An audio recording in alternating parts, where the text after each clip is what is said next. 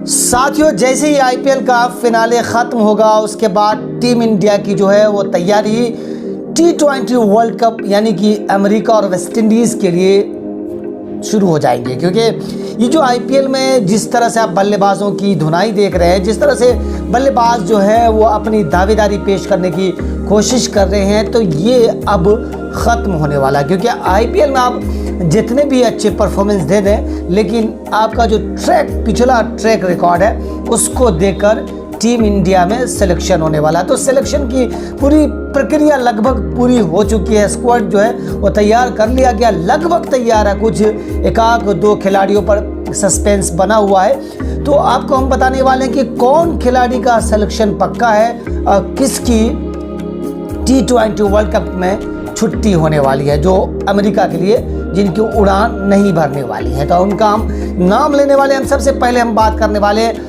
हार्दिक पांड्या और ऋषभ पंत के बीच जो है वो वाइस कैप्टनसी को लेकर दावेदारी चल रही है। तो इसका साफ ये मतलब है कि अगर वाइस कैप्टन को लेकर दावेदारी चल रही है तो हार्दिक पांड्या का अगर वाइस कैप्टनसी यानी कि वाइस कैप्टन उनको नहीं दिया जाता है तो उनका T20 वर्ल्ड कप में उनका चुना जाना रास्ता कठिन लग रहा है। क्योंकि उम्मीद लोग ये जता रहे हैं कि जिस तरह से उनका कुछ मैचेज़ों में परफॉर्मेंस रहा, खासकर आईपीएल में तो उनका परफॉर्मेंस अच्छा नहीं रहा है, लेकिन लोग ये भी कहते हैं, सिलेक्टर्स ये भी देखते हैं कि उनका पिछला ट्रैक रिकॉर्ड किस तरह का रहा है।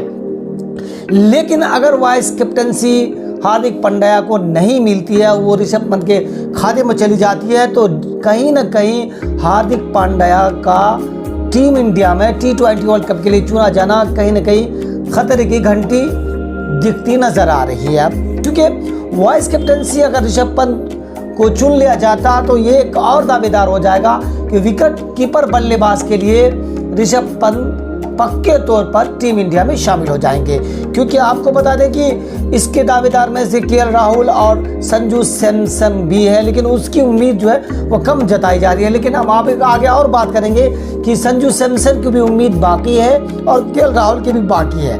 ऋषभ पंत तो रहेंगे ही रहेंगे, क्योंकि ऋषभ पंत की जो है दावेदारी है वो वाइस कैप्टनसी को लेकर, तो उनका तो सिलेक्शन पक्का माना जाता है। अब केएल राहुल और संजू सैमसन के बीच जो है वो क्या होगा ये अब आगे हम बताएंगे। लेकिन देखिए, जो स्क्वाड है, रोहित शर्मा कप्तान तो रहेंगे ही, उसके बाद रोहित शर्मा के साथ जो ओपनर बल्लेबाज होंगे यशस्वी जायसवाल होंगे। ये पूरी तरह से ऐसा माना जा रहा है। अगर वो धराशायी होते हैं तो विराट कोहली तो फिर दूसरे नंबर पर है ही। अब मिडिल ऑर्डर की हम बात करते हैं। मिडिल ऑर्डर मैंने कहा था कि आगे आपको बात करेंगे कि मिडिल ऑर्डर में केएल राहुल और संजू सैमसन का चुना जाना उम्मीद जताई जा रही है कि वो भी स्क्वाड का हिस्सा होंगे। संजू सैमसन और केएल राहुल बोलो विकेट कीपर बल्लेबाज नहीं होंगे, क्योंकि करबियाई पिच पर क्योंकि पिच जो है स्लो होती है, तो उसे लेकर एक ऐसे बल्लेबाज चाहिए जो मिडिल ऑर्डर को पकड़ कर रख सके। तो ऐसे में संजू सैमसन और केएल राहुल की उम्मीद ज़्यादातर जताई जा रही है। विकेट कीपर के तौर पर नहीं है, लेकिन बल्लेबाज के तौर पर इन दोनों की दावेदारी मजबूत नजर आई है। मिडिल ऑर्डर में हम बात करेंगे कि सूर्य कुमार तो रहेंगे ही और रिंकू सिंह की भी उम्मीद जताई जा रही है और शुभम दुबे भी स्क्वाड का हिस्सा होने वाले हैं। अब शुभम दुबे का जिस तरह से परफॉर्मेंस आईपीएल में रहा है, मैं बार बार एक चीज़ आपको बता रहा हूँ कि आईपीएल के आधार पर टीम इंडिया में सिलेक्टर्स जो है वो खिलाड़ियों को नहीं चुनते, उनका पिछला ट्रैक रिकॉर्ड देखा जाता। हालांकि ट्रैक रिकॉर्ड क्यों देखा जाता मुझे समझ में नहीं आता, क्योंकि जिस तरह से परफॉर्मेंस आईपीएल में जो बल्लेबाज दे रहे हैं उनको इस रिकॉर्ड के तौर पर चुना जाना चाहिए। क्योंकि क्रिकेट में एक्सपीरियंस मायने रखता है, लेकिन एक्सपीरियंस के साथ आप कितने आपका परफॉर्मेंस रहा है और किस तरह से आप बल्लेबाजी कर रहे हैं, हालिया बल्लेबाजी कर रहे हैं, ये दिखा जाता है। आपका मौजूदा परफॉर्मेंस कैसा रहा ये देखा जाता है। अब हम बात करते हैं स्पिनर की, लेकिन स्पिनर में सस्पेंस ये है कि युजवेंद्र चहल जिस तरह से गेंदबाजी आईपीएल में कर रहे हैं लोग, क्योंकि सिलेक्टर्स उनकी नज़र में नहीं आ रहे हैं, उनका उम्मीद कम है कि वो टीम इंडिया में चुने जाएंगे। अब समझ में नहीं आता कि जिस तरह से युजवेंद्र चहल गेंदबाजी कर रहे हैं, अच्छा ट्रैक रिकॉर्ड भी उनका पिछला भी रहा है, उनकी उम्मीद कम जताई जा रही है। ऐसा जताया जा रहा है कि कुलदीप यादव जो है स्क्वाड के हिस्सा होंगे। उसके बाद जडेजा तो रहेंगे ही और साथ में अक्षर पटेल की भी उम्मीद है पूरे स्क्वाड में। उसके बाद फास्ट बॉलर का जो अहम हिस्सा है जो कृपयाई पिच पर रहने वाली है, और वहाँ पर क्योंकि 16 पिच है वहाँ जो अमेरिका और वेस्ट इंडीज़ की होती है, तो वहाँ पर फास्ट बॉलर में बुमराह को चुने जाने की पूरी उम्मीद है। साथ में अर्शदीप सिंह है, लेकिन आवेश खान और सिराज के बीच सस्पेंस बना हुआ है। इस दोनों में कौन खिलाड़ी होंगे जो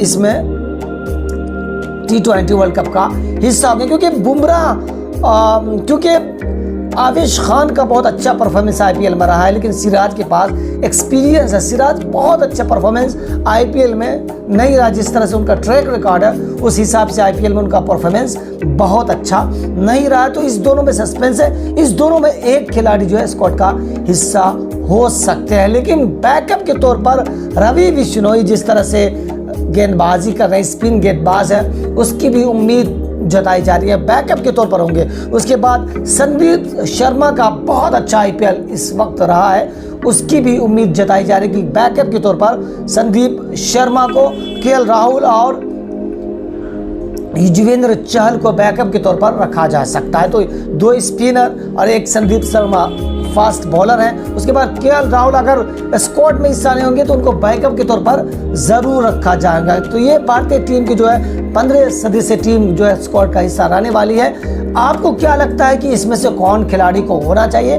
और कौन खिलाड़ी जो है जिसको टीम में नहीं चुना जाना चाहिए? तो आप हमें कमेंट्स करके ज़रूर बताइएगा, और आप हमें ये ज़रूर बताइएगा कि कौन वो 15 खिलाड़ी हैं जो टीम का अहम हिस्सा होना चाहिए, जिनको बिल्कुल टीम में रखा ही जाना चाहिए। हमें कमेंट्स करके ज़रूर बताइएगा। आप तमाम लोगों का कमेंट से ये पता चलेगा कि टीम इंडिया में किसको जगह मिलनी चाहिए और किसको जगह नहीं मिलनी चाहिए, ये हमें ज़रूर पता चलेगा, ताकि आपकी खबर जो है सेलेक्टर्स तक भी पहुँच जाए, क्योंकि कुछ ही घंटों में टीम इंडिया का ऐलान होने वाला है।